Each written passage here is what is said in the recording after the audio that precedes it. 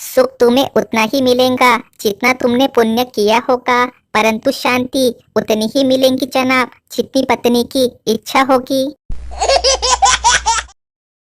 बचपन में माँ से मार खाने के बाद कौन कौन सोचता था कि घर से भाग जाऊंगा और बहुत बड़ा आदमी बन के ही लौटूंगा। शॉपिंग मॉल से बीवी को बिना शॉपिंग के घर वापस ले आना भी पति के लिए एक प्रकार से पैसे बचाने की कला ही है। पहले कोई इग्नोर करता था तो बुरा लगता था, लेकिन अब कोई इग्नोर करता है तो लगता है अच्छा हुआ जान छूटी। शादी लॉटरी की तरह होती है, बस हार जाने पे आप टिकट फाड़ के नहीं फेंक सकते एक चुवारी की कलम से।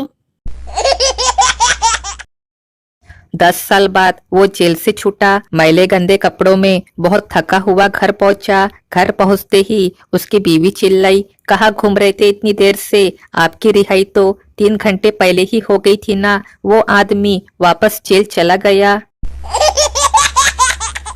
भोला की पत्नी भोला से, सुनो जी पूजा किया करो, बड़ी बलाई टल जाती है। भोला तेरे बाप ने बहुत की होगी, उसकी टल गई और मेरे पल्ले पड़ गई। सिर्फ शादी ही एक ऐसी दुर्घटना है जहाँ चोट लगने से पहले ही हल्दी लगा दी जाती है। पत्नी बोली, सुनते हो जी, मैं जो भी काम करती हूँ ना उसमें पूरी तरह डूब जाती हूँ। पति, अच्छा तो तुम एक बार कुआं भी खोद के देख लो। पति पत्नी रेस्टोरेंट में खाना खाने गए। पत्नी, आप कुछ भूल रहे हैं, घर पे खाना खाने से पहले हमेशा हाथ जोड़ के प्रार्थना करते हैं, फिर यह क्यों नहीं की? पति बोला, तुम कुछ भूल रही हो, पगली हम रेस्टोरेंट में है और यह लोग जानते हैं कि खाना कैसे बनाया जाता है। पत्नी गुस्से में पति महोदय पे बरस पड़ी। मैं पूछती हूँ कि ऐसा चोर नौकर क्यों रखा है? पति, क्यों क्या बात हो गई आप? पत्नी, होना क्या था, आप परसों होटल से जो चांदी की प्लेट उठा लाए थे ना, वह इसने गायब कर दी है। पहले लोग बातों के जरिए एक दूसरे को ताना मारते थे, अब व्हाट्सएप सुविचार और स्टेटस के जरिए काम निपटा देते हैं।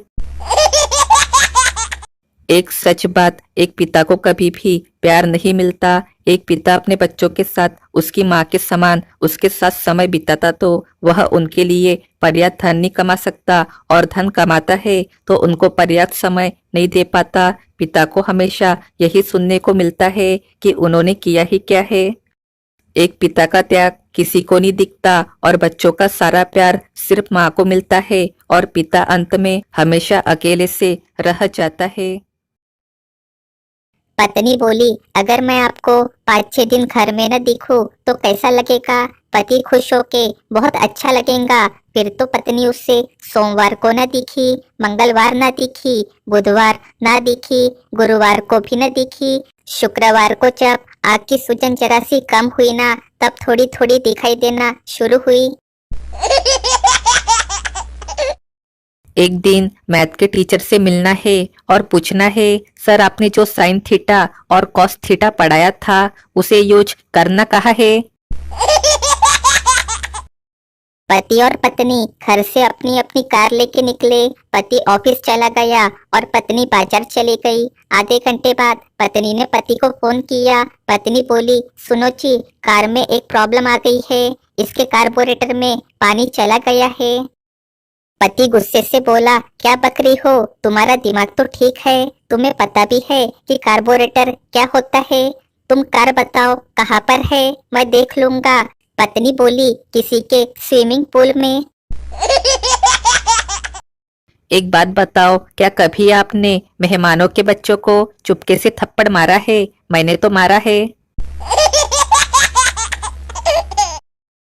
एक रात एक घर में चोर घुस आया। किसी तरह पति पत्नी ने मिलके उस चोर को पकड़ लिया। पत्नी, जो बहुत ही भारी भरकम थी, चोर को नीचे पटक के उसके ऊपर बैठ गई और पति से बोली, आप चाहिए और पुलिस को जल्दी से बुला लाइए, तब तक मैं इसे उठने नहीं दूंगी। यह सुन के पति यहाँ वहाँ देखने लगा।